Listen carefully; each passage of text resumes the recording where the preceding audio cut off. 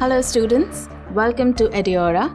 I'm Manaal, your verbal faculty for CLAT, and in this session we will be discussing about how to dissect passages into subtopics.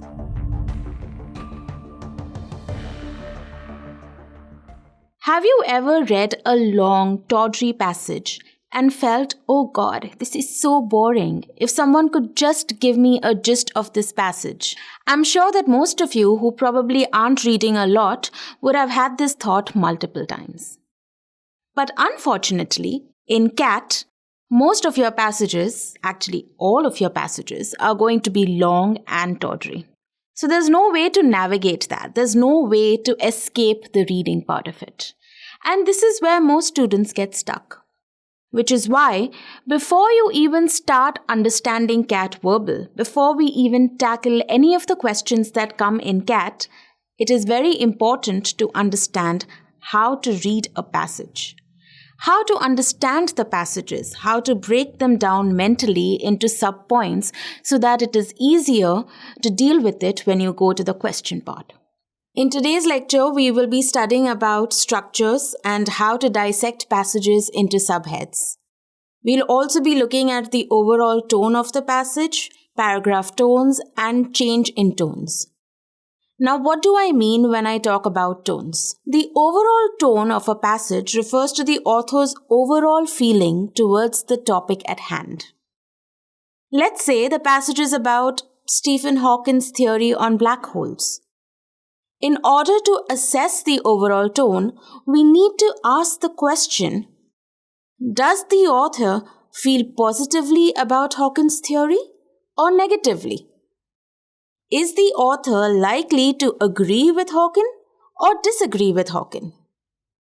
Identifying the overall tone makes it easier to understand the mind of the author and answer questions based on his opinion. For example, one of the most popular questions in CLAT is, the author is most likely to agree with which of the following options? Now, if you know that the overall tone of the passage is, let's say, negative, meaning the author doesn't support Hawking's theory of black holes, then while solving the passage or while solving the questions, you can immediately start with eliminating options that speak positively about black holes. Since you know the author is definitely not going to support or agree with any positivity about it. Sometimes the author may not strongly lean towards either side. He may be a little confused and doesn't outrightly support or oppose any topic. He may just say good and bad things about the topic without giving a final consensus. Such passages are said to have a balanced tone. In such passages that have both positivity and negativity, let's look at how the sentence or the paragraphs within the passage can transition from one tone to another. Tone transition words are of two types: negative words and positive words. Negative words include but, yet, however, on the other hand, on the contrary, in contrast, unfortunately, although, even though, instead, rather than, etc. These words tell you that the following sentence is going to be contradictory or opposing the previous sentence. Meaning, if the previous sentence has a positive tone, then the next one or the one after that will have a negative tone. The negative transition will happen because of the negative words. And vice versa, of course. If the previous sentence is negative, then the negative words will transition it to positive. For example, let's look at this sentence. We took every possible precaution under the sun to protect our assets in the event of a recession. But one bad decision cost us over 80% of our wealth. In this sentence, the part before the transition word but is positive. You can note the positive words such as precaution and protect. The part after the transition word but moves to negative with words such as bad decision and cost us. Now let's look at some of the positive words. Positive transition words include moreover, plus, albeit, in addition to, also, not only but also. Remember that not only but also is a conjunction, which means that you cannot have the not only without the but also, and you cannot have the but also without the not only. These words, they continue the same tone in the passage rather than switching or transitioning it from positive to negative or negative to positive. Look at the following two sentences. Not only did I arrive late at the party, but I also agonized my grandmother over her tardiness with the decorations and cleaning. Look at the next sentence. Letitia has won several awards for her acrobatic skills in addition to a full ride scholarship at the Murano Sports College. Two sentences. In the first sentence, it clearly has a negative tone. The second sentence, on the other hand, has a positive tone. But in both sentences, the transition words, not only but also in the first one and in addition to in the second one, they continue the same tone rather than changing it. The first sentence remains negative even after the positive transition word, and the second sentence remains positive even after the transition word. Now that we're clear on understanding overall tones of passages, let's look at some of the passages and let's try to break them down paragraph by paragraph, sentence by sentence to give you a breather on how to read your CLAT passages, how to understand them, how to break them down, and in the process, solve the difficult questions that you will encounter. For our first passage, what I've done here is I've given you a very small passage. This is in no way a CLAT length passage. I'm sure you're familiar that CLAT has longer passages, 500-word passages. We will obviously be doing that also in this lecture. But to begin with, we're going to start with the smaller ones. So what does this passage say? Foreign peacekeepers often exist in a bubble in the poor countries in which they are deployed. This first sentence itself has a lot of negative words, and that tells me that the author is leaning towards a negative angle. Let's look at some of the words in the first sentence. You have the word existing in a bubble.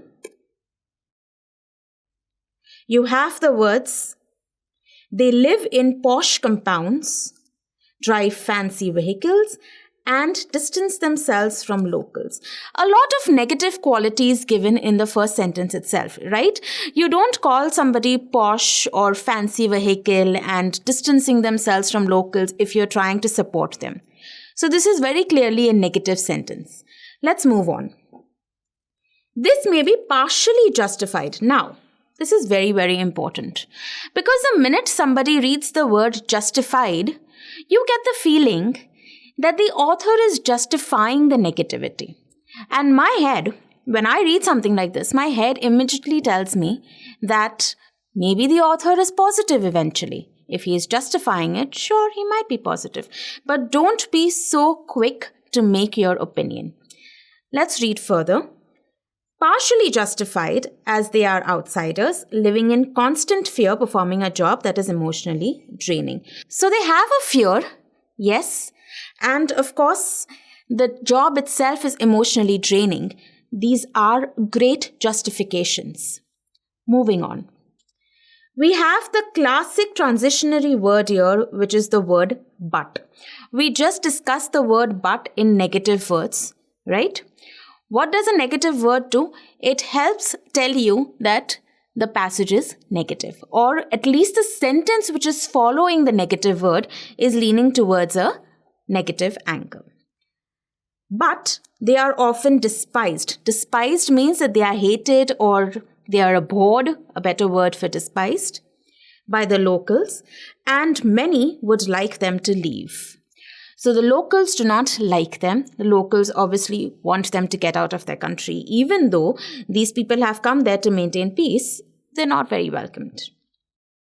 A better solution. Now, this is a turning point in your passage. Up until now, the first 3 sentences, what have we discovered? The author has given a certain problem. The first sentence itself tells us that a problem exists in the entire foreign peacekeeping system. And then, even though the author goes on to partially justify it, he still moves on to give you a negative view. So at the end of the day, the first 3 sentences are still problem statements. The author is describing an existing problem. And then he goes on to give you a solution to the problem. So the next part is a solution. A better solution would be bottom-up peace building, which would involve their spending more time working with communities, understanding their grievances, and earning their trust. So he's given 3 solutions. Solution number 1, more time working with the communities. 2 is understanding grievances. And 3 is earning their trust. Now, when I have read this passage, what have I understood? I have understood that the passage is a problem plus solution passage. A problem has been given and 3 solutions have been suggested. Of course, the author is in no way capable of bringing the solutions live. He's in no way capable of implementing the solutions. Even if he is, we really don't know much about the author, but the solutions are given to us. This is how you're going to read a passage and analyze the words and understand what is the format or the structure of the passage. Let's move on to passage number 2. Developing countries are becoming hotbeds of business innovation in much the same way as Japan did from the 1990s onwards. Very clearly a positive passage.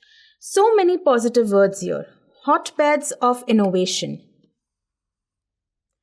In much the same way as Japan did. We all know that Japan is known for its innovation. Japan is known for its business and its technology and its advancements. So anything that is being compared to the economy of Japan has to be a positive thing. Next sentence. They are reinventing systems of production and distribution and experimenting with entirely new business models. Once again, a very, very positive sentence.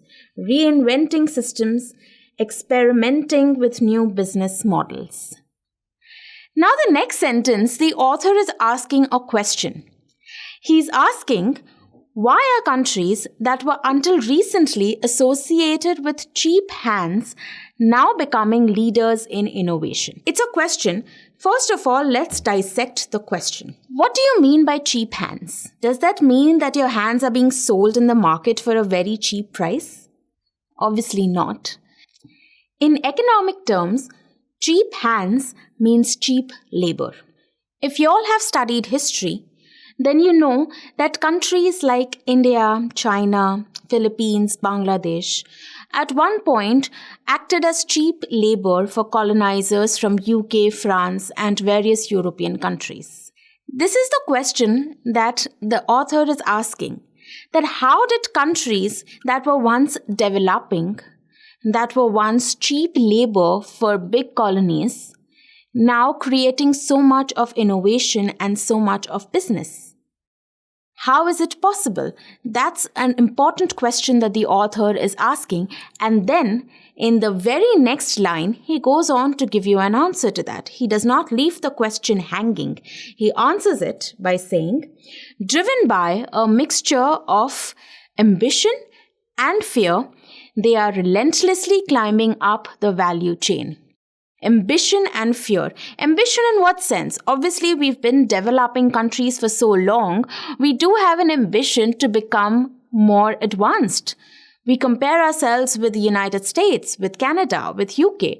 We want to be as great and as productive and as rich as these countries. So there is ambition. But why is there fear? The fear is that if we do not advance and if we do not evolve with the times, then we might be left behind and our country could become ruinous.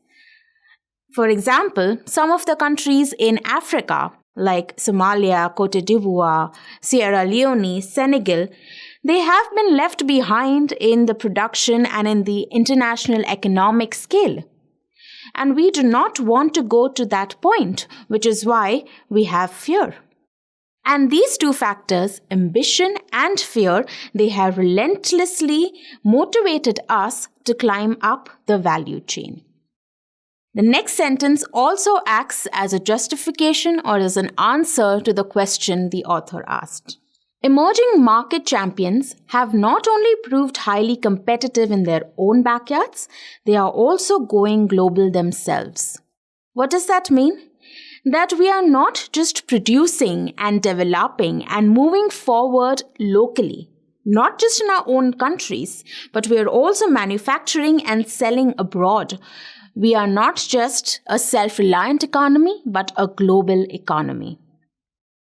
This passage was entirely positive. There was nothing negative, unlike passage number 1, where we started with negativity, where we started with a problem and then moved on to a positive solution. This passage is completely positive. The first 2 lines give you a positive scenario. The third line is a question on why this positivity exists, and the last 2 lines are the reasons for the positivity. Now let's look at passage 3. Why do we go to bars? That's an important question, an interesting question. And the minute I read this question, I realize that the author is somewhere going to give me an answer or his opinion through the passage. Now, whether his opinion is positive or negative, that is something we can read and understand. Let's look at the first sentence. Of course, not everyone does. What does he mean? That not everybody goes to bars. But is a transition word. The minute I read the word but, I realize that he is going to negate the previous sentence. The previous sentence says, not everyone goes to bars. And then I have the word but, which means that the author is going to negate that sentence and he's going to give me a sentence that proves that people do go to bar, or that bars are indeed popular. And how does he do that? He says, but according to a 2017 report, 51% of Americans aged 21 to 26 typically go to a bar at least once per week, followed by 46% of all millennials, 24% of Generation Xers, and 19% of baby boomers. So what has the author done? He has given me a whole bunch of statistics. He's given me a 2017 report. He cited the report and he cited some percentages from the report. 51%, 46%, 24%, 19%. All of these are data points. Now, data points are very, very important, extremely important concepts. Whenever I look at data points, especially ones which are backed by a source, for example, this one, it's backed by a 2017 report, which is my source. Any kind of data point in your passage is non-debatable. Write that down if you won't remember it. A data point is non-debatable. Whenever you see a data point, you have to remember that you can neither debate it or negate it. Data points can be used as reasons, justifications, examples that the author uses to make his point. Now let's look at the next paragraph in the passage. For many people, bars and booze serve as a socially acceptable way to shop for a mate. But once again, I have my transition word but. But not everyone in a bar is on the prowl. So what has the author done? In the first sentence of paragraph number 2, he has explained a reason, a probable reason why people go to bars. And then he has negated that reason by saying that not everyone does this, or perhaps this reason does not apply to every single person going to a bar. The next sentence says, some will tell you they go out for drinks to just unwind and have fun. Another reason. So the first reason why people go to bars, reason number 1, was to shop for a mate. The second reason is that they go out to have fun and unwind. That's also true. That's certainly true. That's what the author says. Too often, though, what's really driving us is a need for escapism promoted by the multi-billion-dollar liquor industry that relies on selling an illusion. This sentence changes the entire meaning of the passage. It's an extremely important sentence, and look at the nuances in the sentence. Too often.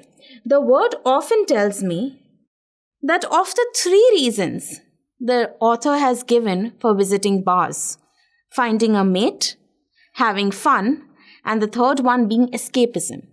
Out of the 3 reasons, the most common reason is number 3, which is escapism. That's why he has used the word often to express that it is the most common one. And why is it the most common one? In the same sentence, he's also given you a reason for it being a commonality.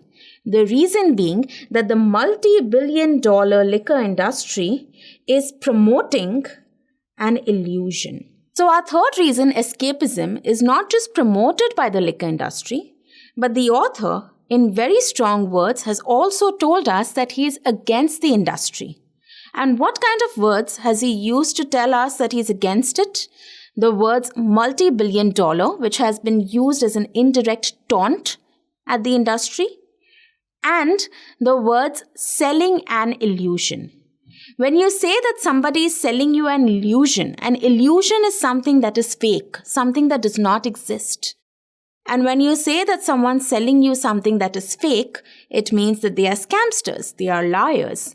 That last sentence is the only negative sentence in the entire passage, and it's an extremely important sentence because that sentence alone tells me the author's viewpoint about bars in general.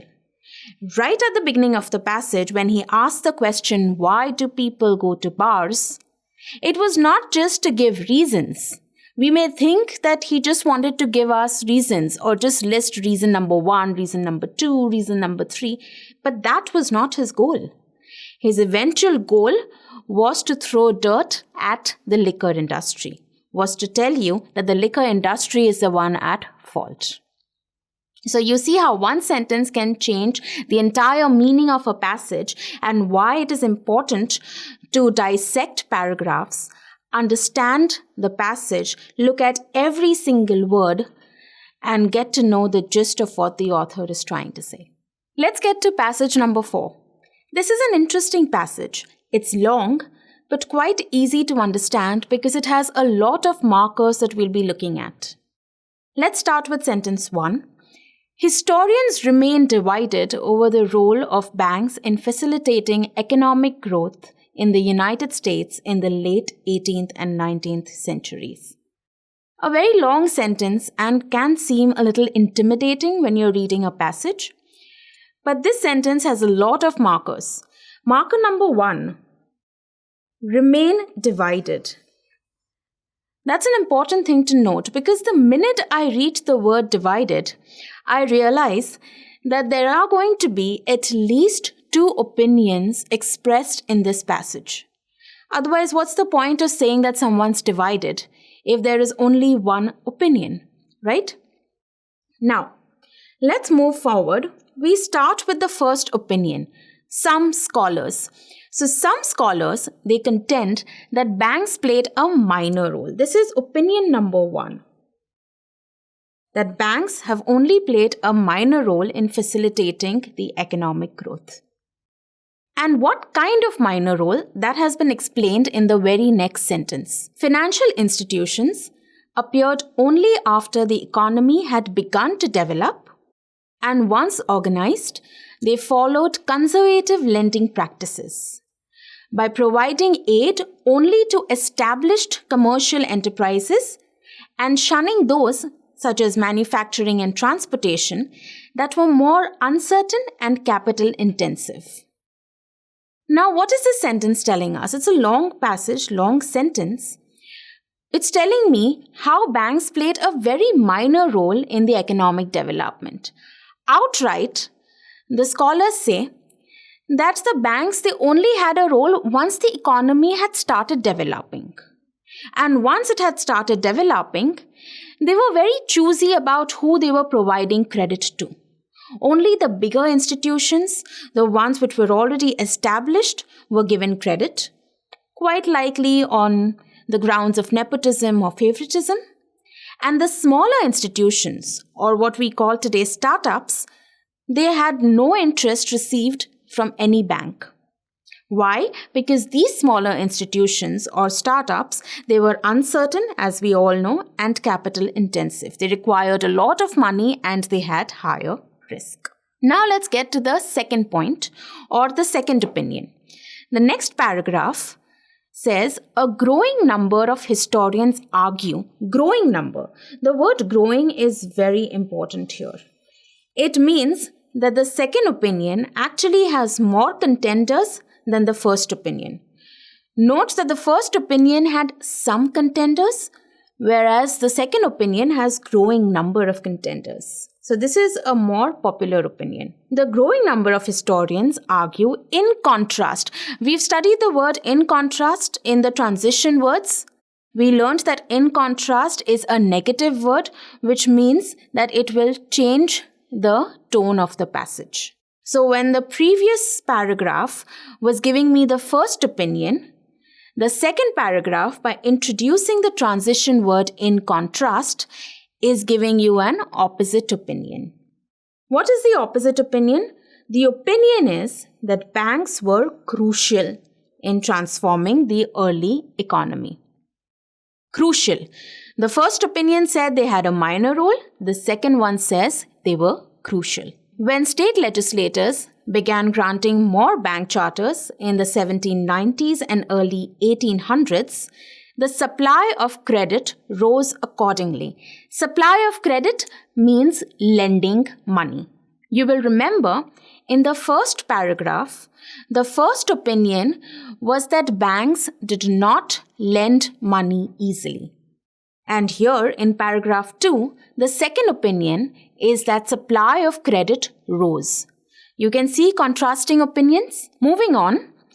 Unlike the earliest banks, which had primarily provided short-term loans to well-connected merchants, the banks of the early 19th century issued credit widely. Once again, a contrast has been provided. They are contrasting the first paragraph with the second paragraph. The first paragraph told me that money or loans were only given to few established institutions. That's exactly what second paragraph is also telling you. That the earliest banks, they lent money only to well-connected few companies. Whereas in the later times or in the early 19th century, they issued credit widely. Now, I have a mention of a person named Paul Gilje. This is important. Whenever you see a certain name in a passage, always take a note of it, because there's a good chance that some sort of a question will be asked on this person, whether his opinion or what is his role regarding the rest of the passage. What does this person say? Paul Gilje asserts the expansion and democratization of credit in the early 19th century became the driving force of the American economy, as banks began furnishing large amounts of capital to transportation and industrial enterprises. You'll notice the contrast immediately. The first paragraph, where they said that banks played a minor role, credit was not given largely, and those who received credit, they definitely did not include the transportation sector, because the transportation sector was claimed to be uncertain and capital intensive. But in the second paragraph, the paragraph which says that banks played a larger role outrightly tells you that the banks, they gave money more widely and to sectors that were uncertain or risky. The exception. Now I have the word exception. Very interesting. Just because it says exception does not mean that the author is now immediately going to a negative angle. Paragraph 2 has been positive so far. Paragraph 2 has positively told me the role of banks in the economy. The word exception might misguide you. You might think that because there is exception written, the author is now going to say something negative, but don't be too quick to judge. The sentence says, the exception, such historians argue. What kind of historians? Who are these historians? If I go back to the beginning of paragraph 2, I notice that historians in the very first sentence were the ones who were pro-banks. So when I go back down, when the exception part also says historians, these are the same people who are pro-banks. So the same people who are pro-banks, they say that an exception to the democratization of credit was in the south of America, or in the southern states like Florida, Texas, Arizona, etc. What happened in the south? Because the south was an overwhelmingly agrarian economy, they were outrightly opposed to banks. Overwhelmingly agrarian. Agrarian means they had an agricultural economy. They were farmers, farming people, simple folks. So they did not like banks or any kind of intrusion that the banks created in their economy and their farming practices. What did they do? They looked at the banks as monopolistic institutions controlled by an elite group of planters. The farmers in the south, they were against the banks. They thought that the banks were a monopoly. Banks were run by the rich or the elite, and they were out to take away their farming lands. But just because the people in the south had a negative opinion does not mean that the entire second paragraph is a negative opinion. Second paragraph is largely positive. It asserts that banks provide credit largely, widely, without any kind of bias, and the south was just an exception to the positivity. It does not change the positive atmosphere, it's merely an exception. So this passage has two paragraphs, the first one being against banks, the second being pro-banks. Now when you get a question in the exam, depending on what kind of question they've asked, whether they're asking you the positive opinions or the negative opinions, you will be able to locate your answers easily. And at the end of the day, what does the author think? We don't know. This is a classic case of a passage where the author's opinion hasn't been outrightly stated. The author has merely given you two sides of an argument, the con and the pro, and whatever is his opinion, he's kept to himself. Let's get to passage number 5. This passage talks about taxes, an extremely important topic for all MBA students and aspirants. Tax evasion and avoidance cause the loss of revenue that could have financial, social spending or infrastructure investments. They also exacerbate inequality and perceptions of unfairness. Self-serving national policies of one country can affect others in damaging ways. If each sets its own tax policy without regard for the adverse effects elsewhere, all countries can end up worse off. The entire paragraph is negative towards tax evasion. The entire paragraph is telling me the problems of tax evasion. Why do tax evasions happen? What does it lead to in terms of financial costs and in terms of morality, in terms of larger economic and universal problems like unfairness, inequality, and making countries worse off. So very clearly, the author is against tax evasion. Let's move to the next paragraph. Widespread dissatisfaction with low tax payments by the world's major multinationals and HNIs spurred a groundbreaking agreement to modernize the century-old international system. A very interesting sentence here. The paragraph is just one sentence long. It starts with a negative sentiment. It says there is widespread dissatisfaction. The word dissatisfaction, it tells me that people are not very happy about tax evasion, especially multinationals like Google, Amazon, Meta, Disney, and high net individuals like Ambani or Adani or, Bill Gates or even Trump for that matter. People are not happy that these extra rich people and organizations are not paying high enough taxes, which could actually help countries in development. That sounds negative. But then look how the author has twisted the sentence and turned it into positive.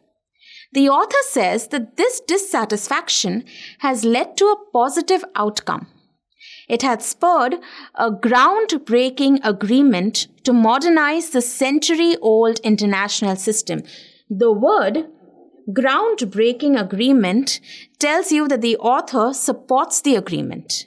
He is pro the new agreement. Now the next paragraph very clearly tells me what the new agreement is about. What are the facets of the new agreement? It says the new system establishes a global minimum corporate tax of 15%. This was in the news all throughout last year. If you have been reading the news, you know how important this was, what a big landmark it was for institutions around the globe. A global minimum corporate tax of 15%. By doing so, it puts a floor on competition, reducing incentives for countries to shift profits across borders.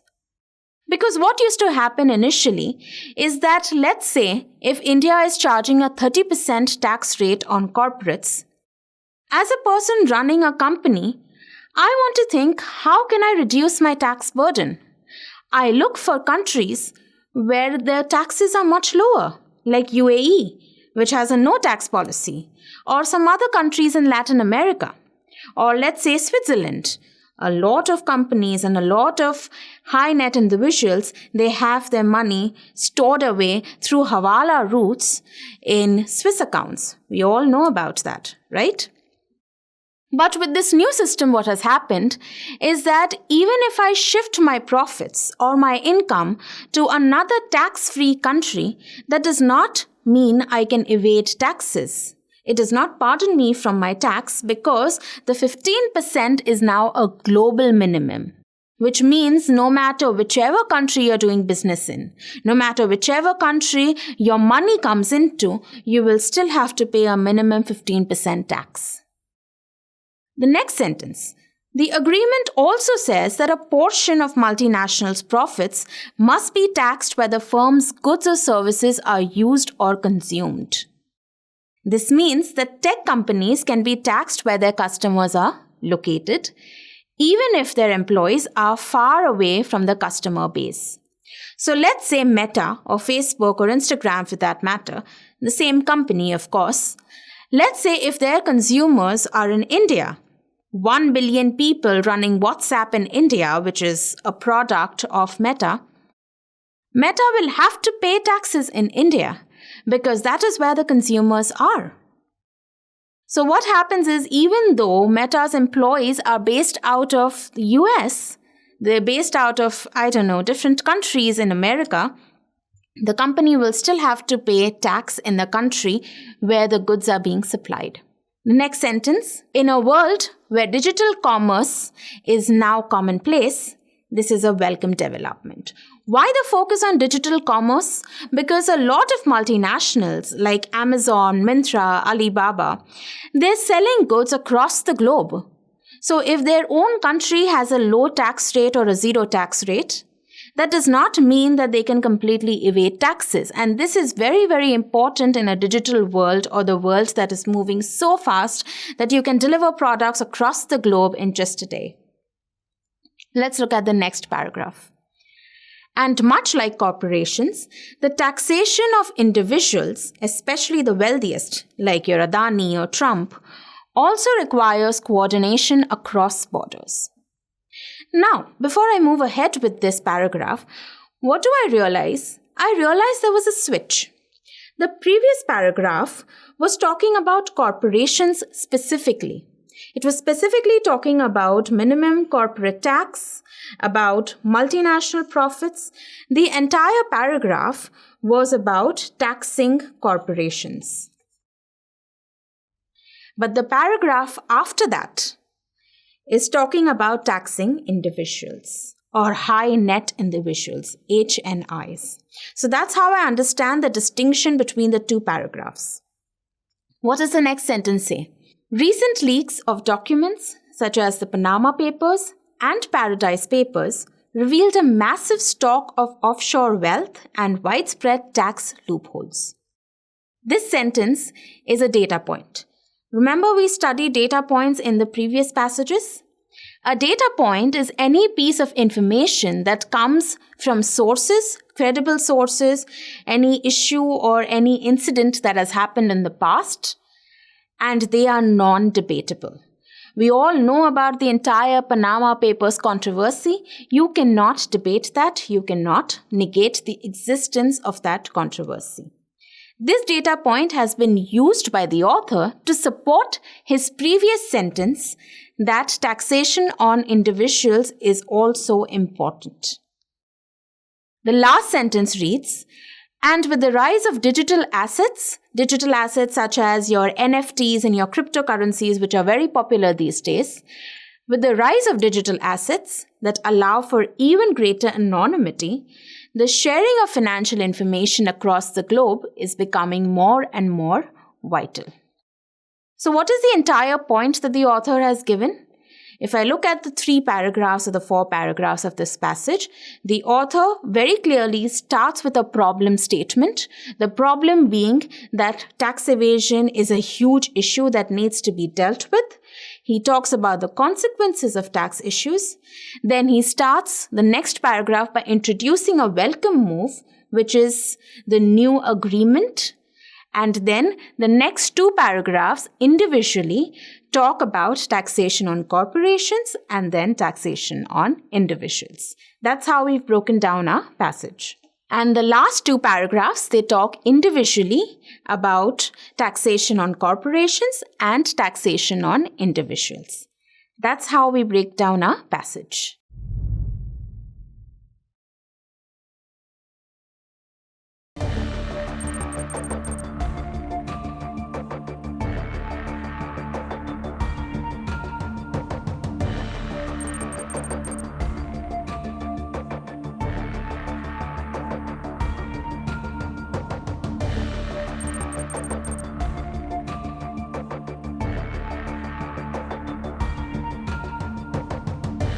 And that's it from this session. I hope you enjoyed the session.